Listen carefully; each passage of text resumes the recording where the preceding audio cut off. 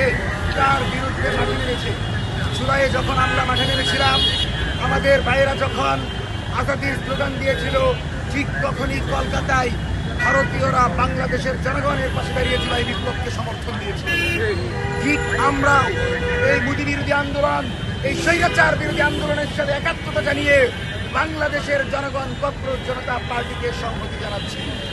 এবং আমরা বলে দিতে চাই, কোনো ধরনের সহিংসতা যদি মোদী করতে চাই, হাসিনা যেমন বাংলাদেশ থেকে ভারতে পালিয়ে গিয়েছে, ঠিক একইভাবে মোদী এবং হাসিনাকে ভারতীয় জনগণ ইসরায়েলে নিক্ষেপ করবে।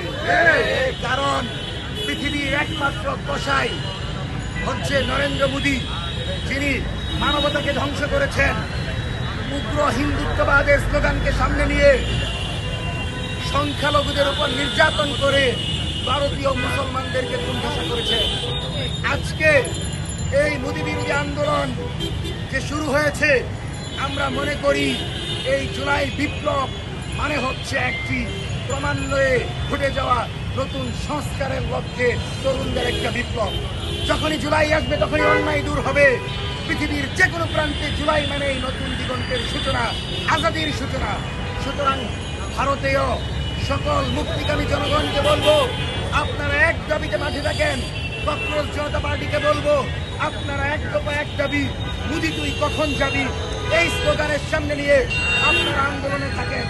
আমরা বাংলাদেশের মুক্তিকামী জনগণ, হিন্দু, বৌদ্ধ, খ্রিস্টান সম্মিলিতভাবে মোদীকে লাল কার্ড প্রদর্শন করছি এবং আমরা স্লোগান দিচ্ছি, গালি গালি মে শোর হে, মোদী চোর হে, মোদী তুই চোর হে, গালি গালি মে শোর হে, স্টেপ ডাউন, স্টেপ ডাউন। সুতরাং এই কসাই যেন কোনোভাবেই দিল্লির মসনদে থাকতে না পারে, সেজন্য ভারতীয় জনগণকে কোনো সিদ্ধান্ত নিতে হবে।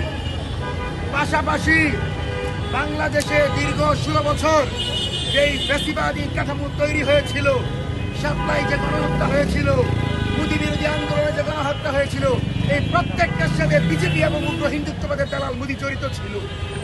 সুতরাং আন্তর্জাতিকভাবে মোদীকে বিচারের মুখোমুখি করতে হবে এবং হিটলারের পর সবচেয়ে বড় নরপিশাচ হিসেবে জাতিসংঘ থেকে মোদীকে স্বীকৃতি দিয়ে দিতে হবে। কারণ এই মোদী মানেই হচ্ছে বাবরি মসজিদ ভেঙেছিল, মোদী মানেই মুসলমান ভাইদেরকে জবাই করেছিল, মোদী মানেই বাংলাদেশে জুলাই বিপ্লবের পর হিন্দুত্ববাদকে উস্কে দিয়ে আওয়ামী লীগকে অনুপ্রবেশের চেষ্টা করেছিল। সুতরাং পৃথিবীর ইতিহাসে এই সকল সন্ত্রাসী বাহিনীদের নেতৃত্ব দেয় সকল নরেন্দ্র মোদীরা।